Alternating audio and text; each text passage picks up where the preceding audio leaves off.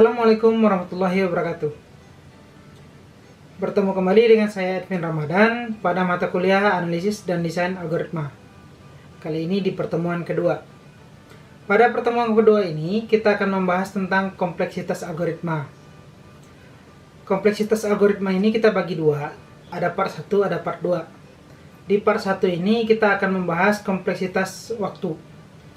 Di part 2 kita akan membahas kompleksitas waktu asimptotik. Nanti akan terlihat perbedaannya. Pertama kita lihat dulu apa itu kompleksitas. Di dalam pembuatan algoritma, sebuah algoritma harus benar. Itu sudah pasti. Tetapi apakah algoritma itu sudah efisien? Itu yang harus diperhitungkan. Sebuah algoritma harus benar dan harus efisien. Algoritma yang bagus itu adalah algoritma yang benar dan efisien. Kebutuhan waktu dan ruang dalam suatu algoritma tergantung pada ukuran masukannya. Kalau di sini dilambangkan dengan N, yang menyatakan jumlah data yang diproses. Jumlah data yang diproses ini menentukan juga waktu proses yang dibutuhkan. Algoritma dikatakan efisien ya apabila waktu yang dibutuhkan lebih sedikit daripada yang seharusnya. Efisiensi algoritma ini dapat digunakan untuk menilai algoritma mana yang lebih baik atau lebih bagus. Mengapa kita memerlukan algoritma yang efisien? Mari kita lihat nih grafik berikut. Di grafik tersebut itu ada sumbu X dan sumbu Y. Sumbu X itu melambangkan jumlah inputan. Sumbu Y itu melambangkan waktu yang dibutuhkan untuk menyelesaikan sebuah permasalahan. Di dalam gambar tersebut ada beberapa garis yang diberi nama O log N, ON, ON log N, ON pangkat C, OC pangkat N, dan ON faktorial. Itu adalah jenis-jenis bentuk kerumitan algoritma, tingkat efisiensi algoritma. Yang paling efisien itu adalah O log N dan yang paling buruk adalah ON faktorial. Nah, apa itu O log N dan ON faktorial? Itu adalah hasil perhitungan ya, ruang dan waktu yang dibutuhkan untuk menjalankan suatu algoritma. Nanti kita lihat apa saja bagian-bagiannya. Di gambar ini juga terlihat bahwa yang paling baik ya tentu O1, karena cukup dengan sekali proses, semua pekerjaan selesai. Biasanya yang paling efektif adalah O log N. Kenapa O log N? Sebanyak apapun masukan, dia akan tetap menggunakan waktu yang lebih singkat. Kalau ON, itu artinya normal. Kenapa? Berapa banyak inputan yang diberikan, sebanyak itu pula waktu yang dibutuhkan untuk memprosesnya. Tapi kalau sudah mulai menjadi ON log N, artinya waktu yang dibutuhkan menjadi lebih banyak. Ya, bisa lebih dari jumlah inputan. Apalagi sudah N pangkat C atau C pangkat N atau N faktorial, itu sudah menjadi perhitungan yang cukup rumit. Atau kalau dalam efisiensi itu udah worse. Kenapa? Karena waktu yang digunakan akan lebih banyak daripada inputan yang diberikan. Selanjutnya kita lihat apa itu model perhitungan waktu dan ruang. Kita dapat mengukur waktu yang diperlukan oleh sebuah algoritma dengan menghitung banyaknya operasi atau instruksi yang dieksekusi. Ini biasanya disebut dengan times atau TN. Kalau dalam bahasa Indonesia biasanya orang menjadikannya dalam satuan detik. Jika kita mengetahui besaran waktu dalam satuan waktu untuk melaksanakan sebuah operasi tertentu, kita dapat menghitung beberapa waktu sesungguhnya untuk melaksanakan suatu algoritma. Waktu ini disebut dengan waktu asimptotik. Biasanya dilambangkan dengan big ON. Jadi tulisannya O besar N.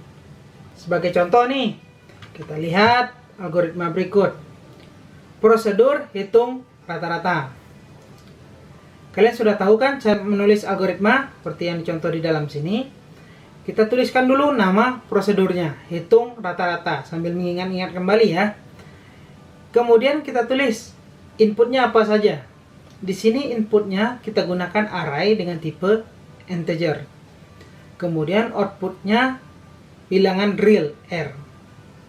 Real itu kalau dalam program itu adalah double atau float. Tugas kita di sini adalah menghitung nilai rata-rata dari sekumpulan elemen larik atau array yang bertipe integer A1, A2 hingga AN.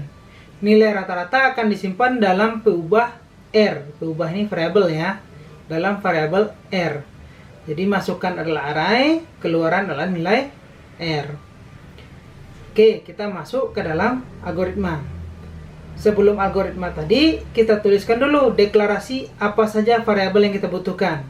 Di sini kita butuhkan variabel K, kemudian dan jumlah. K integer, jumlah real atau double.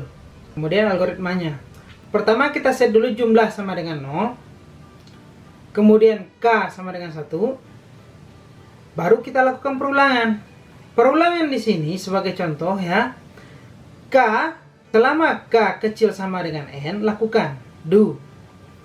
Jumlahkan ya, jumlah awal dengan nilai elemen A ke K.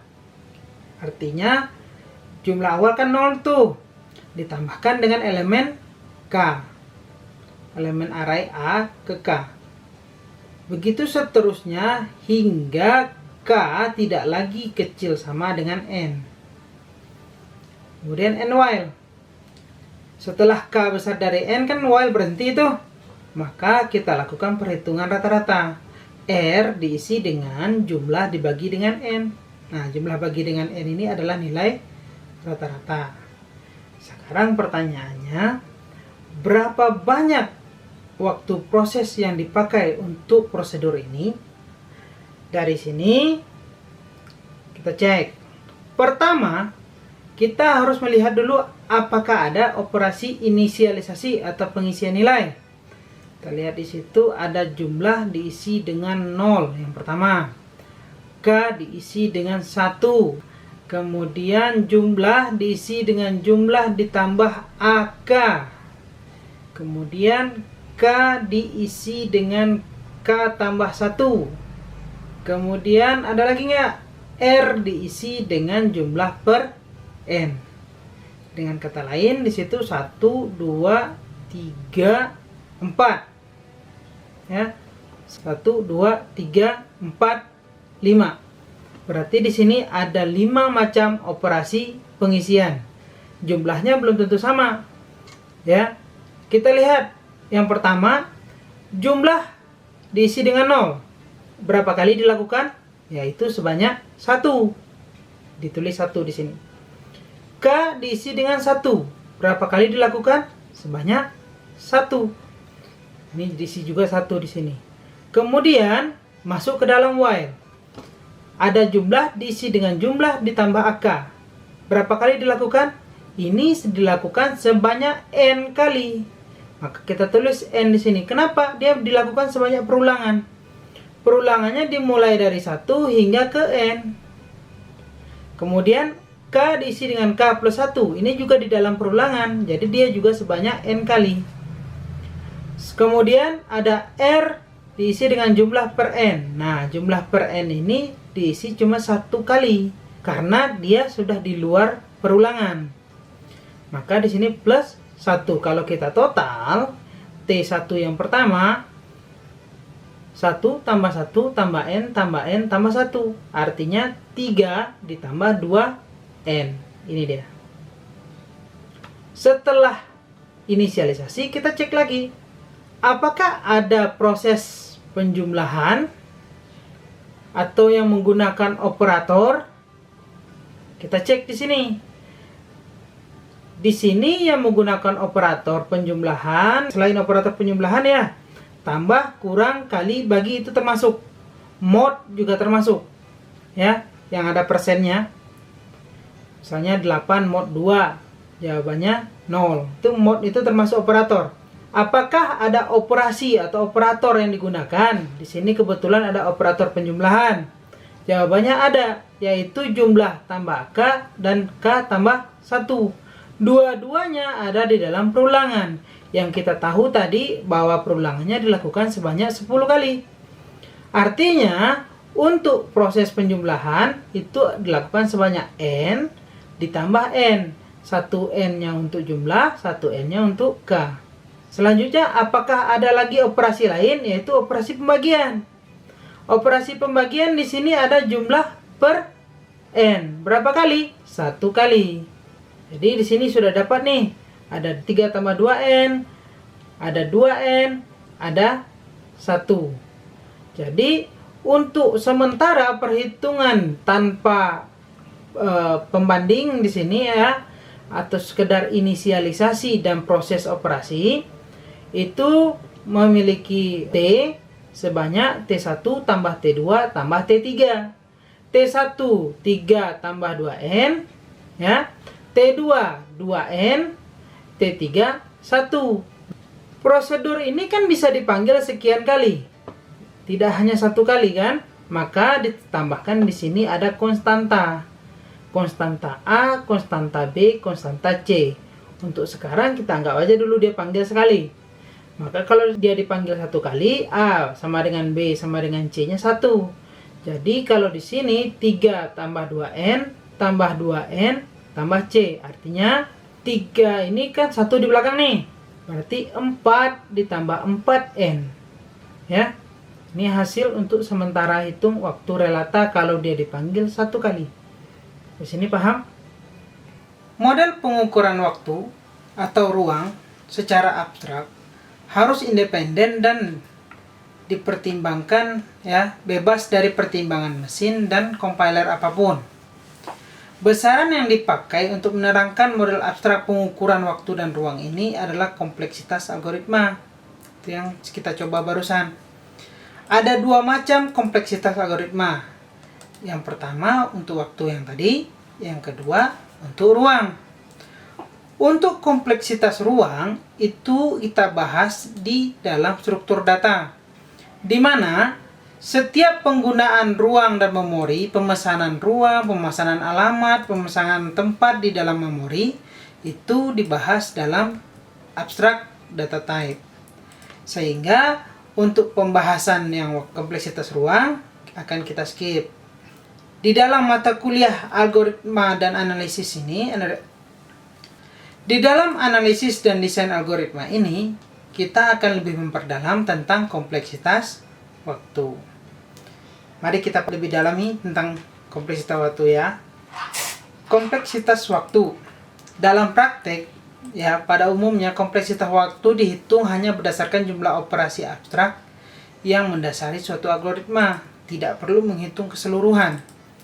Di sini kita memisahkan analisisnya dari implementasi.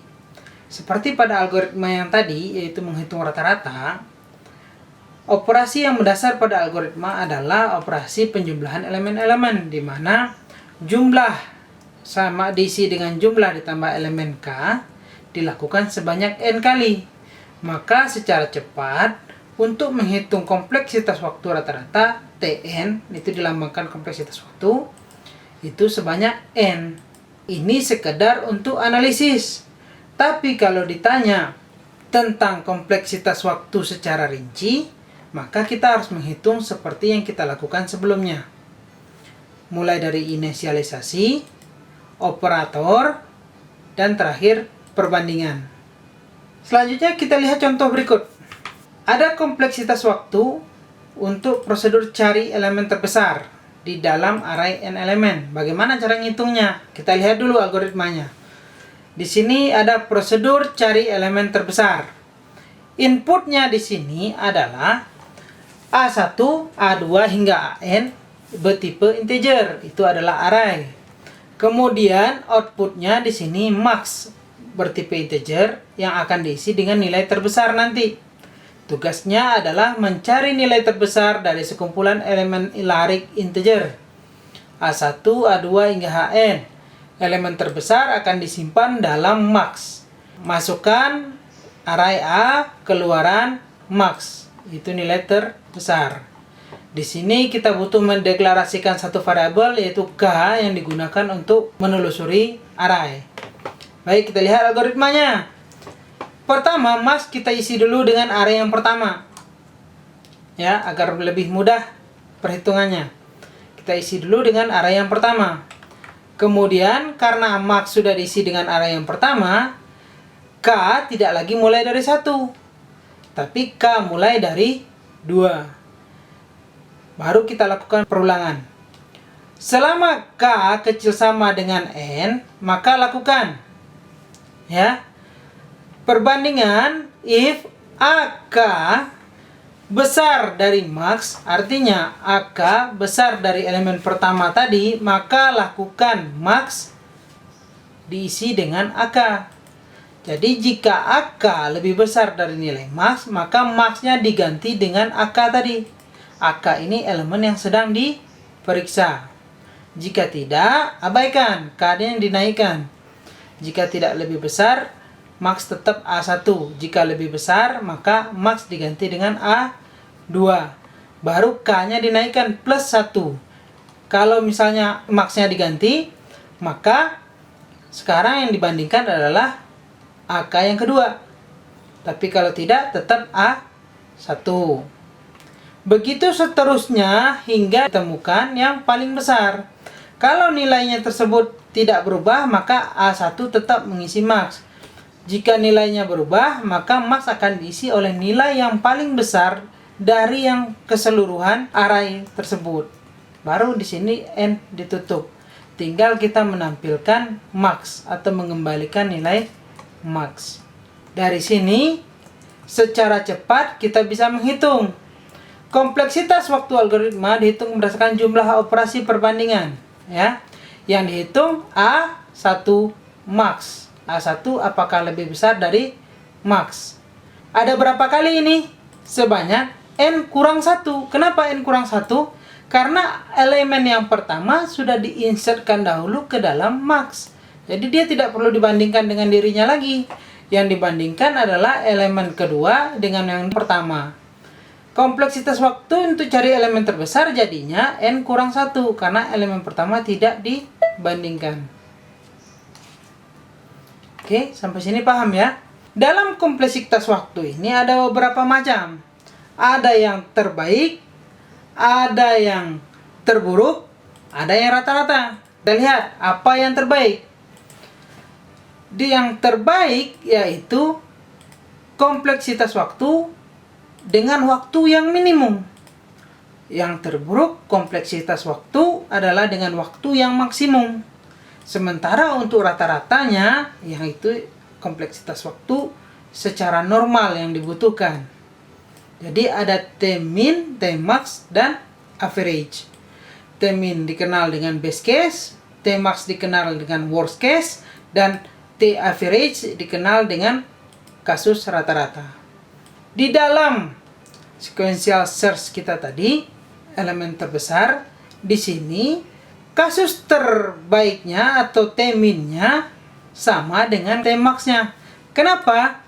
Kita di sini mencari elemen terbesar, otomatis seluruh elemen akan diperiksa. Jadi, untuk terbaiknya sebanyak N kurang 1.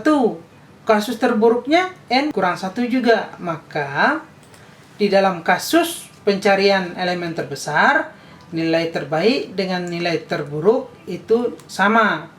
Dengan kata lain, nilai average juga sama, yaitu N. Contoh soal ketiga. Misalnya, algoritma sequential search atau pencarian beruntun. Pencarian beruntun kita lihat di sini ada input A1, A2 hingga AN atau disebut array. Kemudian ada X integer, ini adalah bilangan yang akan kita cari. Kemudian ada output. Output ini ada IDX dengan tipe integer. Dia akan menampilkan indeks keberapa yang mengandung nilai tersebut.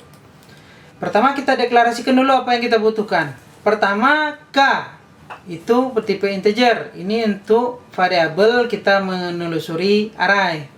Ketemu bertipe boolean. Ini akan bernilai true jika X ditemukan dan bernilai false jika X tidak ditemukan. Kemudian di algoritma, kita masuk ke algoritma. Tahap pertama kita isi dulu K dengan 1.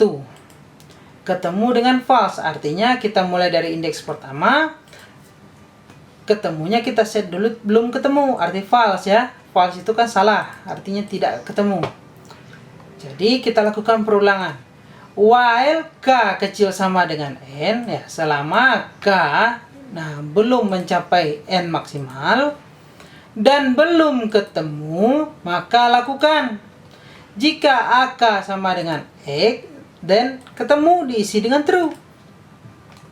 Jika tidak, lanjutkan. K dilanjutkan ke indeks berikutnya. Artinya K ditambah dengan K tambah 1. Setelah itu, diulangi while. Dicek lagi apakah K kecil sama dengan N. Periksa lagi AK sama dengan X. Ketemunya diisi atau tidak. Kalau tidak, lanjut lagi ke K berikutnya. Hingga akhir array. Jika ditemukan, misal pada indeks ketiga nih, misalnya jumlah array ada 10. Pada indeks ketiga ditemukan A3 sama dengan X, then ketemu sama dengan true. Saat ketemu sama dengan true, else tidak dijalankan lagi. Ya, else tidak dijalankan lagi, and while naik ke while berikutnya. K masih kecil sama N, true. Not ketemu sekarang sudah berisi dengan true. Kalau di not kan artinya false. Artinya ini sudah ketemu. Kalau sudah ketemu, persyaratan while tidak terpenuhi lagi. Dan perulangan pun berhenti. Setelah perulangan berhenti, dicek apakah ketemu true atau tidak. Kalau dia true, artinya X ditemukan, maka id X atau array index diisi dengan K. Kalau tidak ditemukan, ini diisi dengan 0 atau kalau enaknya minus 1. Ya, jadi kalau minus 1 itu artinya tidak ada. Kalau K artinya indeks kesekian. Kita lihat di sini. Apakah ada best case, apakah ada worst case, dan bagaimana average case-nya.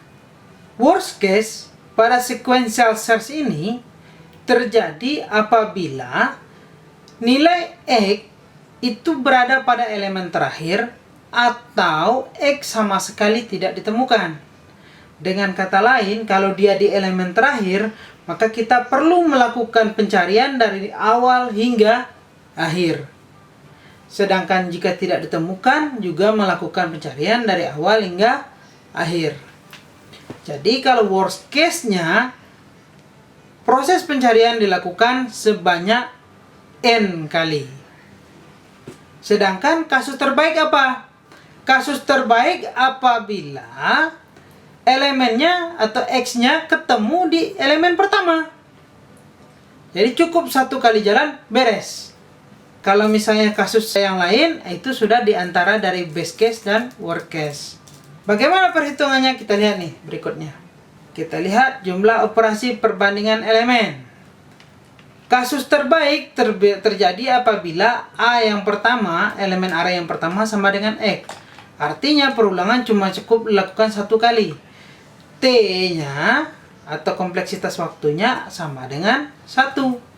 Apabila yang terburuk X-nya ada di bagian AN atau X-nya tidak ditemukan, maka T-nya kompleksitas waktu yang dipakai itu sebanyak N. Artinya T max sebanyak N. Untuk kasus rata-rata, jika X ditemukan pada posisi ke J, maka operasi perbandingannya adalah jika AK sama dengan X, maka dieksekusi sebanyak K kali kan. Di sini TFG sama dengan 1 ditambah 2 ditambah 3 hingga ke N per N. Artinya, jika dilakukan perubahan rumus, ini sama saja dengan N tambah 1 per 2. Paham sampai sini ya? Ada cara lain. Cara lain menghitung TJ atau T yang rata-rata. Kita asumsikan saja misalnya proses AJ sama dengan X. Nah, itu sebanyak dari 1 hingga ke N. Jika AJ sama dengan X, maka TJ yang dibutuhkan adalah sebanyak J. Jumlah perbandingan elemen lariknya adalah TAVJ sama dengan N. Nah, ini menggunakan sintaks sigma. Sigma dari J sama dengan 1 sampai N, ini sama saja dengan penambahan tadi ya. TJ untuk setiap proses A, J sama dengan X. Kemudian kita ubah-ubah, akhirnya menjadi 1 per N dikali sigma J dari 1 hingga N untuk TJ. Oke, paham ya? Ini sebenarnya rumus yang ini nih bentuk matematik dari yang sebelumnya. Ini bentuk matematik juga, cuma lebih sederhana. Ini matematik yang konkret. Kita lanjut. Contoh berikut. Prosedur pencarian biner. Nah, binary search. Bagaimana dengan binary search? Binary search ini inputannya juga array, outputnya juga indeks. Tetapi proses pencariannya jauh lebih sedikit daripada yang lain. Di sini kita deklarasikan dulu variabel ya. I, J, dan mid. Nah, ini integernya. I untuk awal, J untuk akhir, mid untuk nilai tengah. Ketemu seperti tadi bersifat boolean, berisi true jika ketemu, false jika tidak. Bagaimana algoritmanya berjalan? I kita isi dengan 1, elemen pertama. J kita isi dengan N, artinya elemen terakhir. Ketemu kita set dulu false, artinya belum ditemukan. While not ketemu dan I kecil dari J. Ini perulangan. Kita cek apakah mid. Nah, mid ini diisi dengan I tambah J bagi 2. Apakah mid sama dengan X? Jadi apakah elemen di tengah sama dengan X? Kalau ketemu sama dengan true. Kalau tidak, maka lakukan pencarian di kanan jika X lebih besar dari mid. Lakukan pencarian di kiri jika X lebih kecil dari mid. Ya. Artinya data yang kita gunakan di sini arraynya harus sudah terurut dulu. Sehingga bisa kita tahu bahwa mid ini ada di depan atau di belakang. Kalau sudah terurut tadi, di mid-nya misalnya lebih besar, maka pencarian dilakukan di kiri. Nilai J diisi dengan mid kurang 1. Begitu seterusnya hingga ditemukan atau seluruh elemen sudah habis. Jika ditemukan, maka indeks dari mid akan disimpan ke IDX. Jika tidak, indeks diisi dengan 0 atau min 1.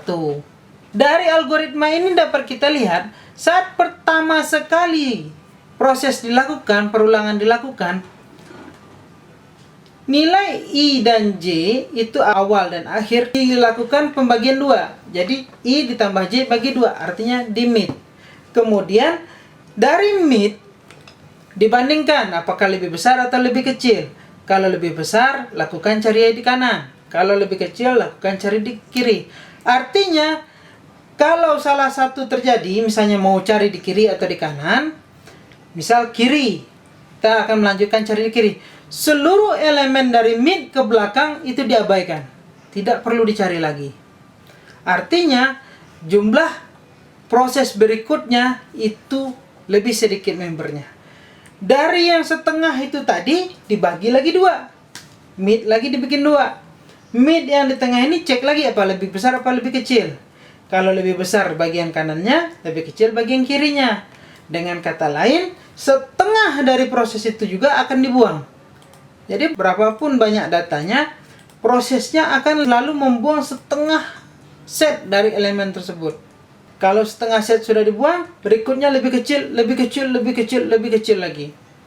Mungkin untuk 1000 data dibagi 500, dibagi 2 lagi 250, 125, kemudian 65-an, dan seterusnya. Lebih kecil. Untuk 1000 data bisa jadi sekitar 10 atau 12 kali saja waktu yang dibutuhkan untuk memproses. Makanya pencarian biner ini dikenal dengan pencarian yang paling efisien. Karena terburuknya saja itu adalah log n. N-nya 10 cuma 3 kali, N-nya 100 cuma beberapa kali, apalagi 1000 langsung dipotong jadi setengah jadi 500, dipotong lagi 250. Jadi tidak banyak proses yang dilakukan. Kasus terbaiknya 1. Paham sampai sini? Kalau paham, kita coba lagi nih algoritma berikut. Ini enaknya belajar kompleksitas ini, kita mencobakan ke algoritma-algoritma yang sudah ada. Intinya kita menghitung banyaknya proses yang kita perlu lakukan dalam satu algoritma. Semakin sedikit proses itu biasanya semakin bagus, asalkan tujuan tercapai. Jangan asalkan makin sedikit proses tujuan tidak tercapai diabaikan. Intinya tujuan tercapai dengan paling sedikit waktu yang dibutuhkan. Tujuan harus tercapai, goalnya tercapai, waktu yang digunakan itu harus paling sedikit. Contoh berikut nih, contoh kelima, algoritma pengurutan seleksi atau selection sort, prosedur urut. Nah, diinputkan algoritma A sampai N, A1 sampai AN. Deklarasinya IJ. Nah, IMAX temporary itu semua bertipe integer. Sekarang dilakukan perulangan. Selama I sama dengan N, ya, hingga I sama dengan 2, minus down to 2, maka IMAX sama dengan 1. Lakukan perulangan lagi. J 2 to I. If AJ, lakukan perulangan dari J sama dengan 2 hingga ke I. I-nya tadi di set N kan di atas. If AJ besar dari AI max, then I max ganti dengan J. Kemudian lakukan lagi perulangan. Tukar AI max dengan AI. AI itu yang paling besar, paling belakang. Temporarinya diisi dengan AI. AI diisi dengan IMAX, kemudian IMAX diisi dengan temporary. Metode pertukaran biasa. Setelah itu dilakukan, array yang paling belakang, AI tadi, dibiarkan diisi dengan nilai maksimum. Setelah itu, I-nya kan minus tuh. Jadi, I-nya N kurang 1, down 2 kan. Artinya elemen belakang sudah diisi dengan paling maksimum, dibiarkan. Kemudian masuk lagi perulangan. Masuk lagi perulangan, IMAX diset lagi dengan 1. Jadi dari elemen awal dibandingkan hingga elemen ke N kurang 1. Nah, nanti yang paling besar ditaruh di N kurang 1. Jadi, dalam algoritma pengurutan seleksi ini, setiap perulangan dimulai dari I yang paling terakhir, ya. Pengecekannya dimulai dari I yang paling awal. Dari I yang paling awal diperiksa mana yang paling besar. Setelah ditemukan yang paling besar, ditaruh di I yang paling terakhir atau elemen array yang paling terakhir. Ditukar itu, misalnya ya yang paling besar di nomor 6. Jumlah elemen 10. Maka yang nomor 6 ini ditukar dengan elemen yang ke 10 karena nomor 6 paling besar. Selanjutnya yang kedua begitu juga. Yang kedua I-nya berarti kan N-1 itu. N-1 diceknya mulai dari 1 sampai N-2. Dari N-1 sampai N-2 itu yang paling besar mana? Setelah itu ditemukan yang paling besar, ditaruh di N-1. Begitu seterusnya sampai N-nya jadi 2. Untuk pertukarannya, itu kita ambil temporary dulu. Elemen yang paling besar tadi, kita simpan dalam temporary. Elemen yang sudah ada di bagian yang paling besar, kita masukkan ke elemen yang mau ditukar. Elemen yang mau ditukar atau elemen yang di temporary, baru kita masukkan ke elemen yang paling besar. Jadi itu contoh pengurutan algoritma seleksi. Di algoritma seleksi ini, bagaimana cara kita menghitung kompleksitasnya? Kita lihat. Cara perhitungan kompleksitasnya ada 2 tahap. Pertama, operasi perbandingan. Kedua, operasi pertukaran. Untuk operasi perbandingan, saat I-nya sama dengan N, maka jumlah perbandingan tentu N kurang 1. Saat I sama dengan N kurang 1, perbandingannya N kurang 2. I sama dengan N kurang 2, perbandingannya lebih kurang lagi, N kurang 1. Saat I sama dengan 2, perbandingannya adalah ke 1 kali. Maka kalau di seluruh operasi tersebut ditotalkan, berarti kan ada urutan nih, N kurang 1 tambah N kurang 2 tambah N kurang 3 hingga ke 1. Jika ditotalkan bisa kita rumuskan menjadi sigma I sama dengan atau K sama dengan 1 hingga N kurang 1 N kurang K. Ini sama rumusnya kalau kita jadikan rumus matematik sama dengan N kali N kurang 1 per 2. Sama saja dengan misalnya 1 tambah 2 tambah 3 tambah 4 tambah 5 sampai ke sekian. Ya, itu ada di rumus matematik. Tahap keduanya, setelah kita menghitung operasi perbandingan ada berapa kompleksitasnya, kita pindah ke tahap kedua yaitu operasi pertukaran. Dari operasi pertukaran ini kita lihat juga untuk setiap kali I dari 1 sampai dengan N kurang 1 terjadi 1 kali pertukaran elemen, sehingga jumlah pertukaran elemen nanti akan terjadi sebanyak N kurang 1 juga. Maka di sini N kurang 1 ini kan cukup 1 kali pertukaran nih setiap perulangan. Maka dia perulangannya cukup ditambahkan saja dengan proses yang tadi. Jadi total kompleksitas waktu yang digunakan untuk proses selection sort ini yaitu sebanyak N kali N kurang 1 per 2 ditambah N kurang 1. Kalau kita proses lagi, itu N kurang 1-nya kita jadikan penyebutnya 2. N yang kali N kurang 1 kita kalikan, jadi N kuadrat kurang N tambah 2N kurang 2. Jika disederhanakan lagi, 1/2 N kuadrat tambah N kurang 2. Itu kompleksitas waktu untuk selection sort. Sampai sini ada pertanyaan? Kalau tidak ada pertanyaan, maka untuk bagian 1 ini kita tutup sampai di sini. Assalamualaikum warahmatullahi wabarakatuh.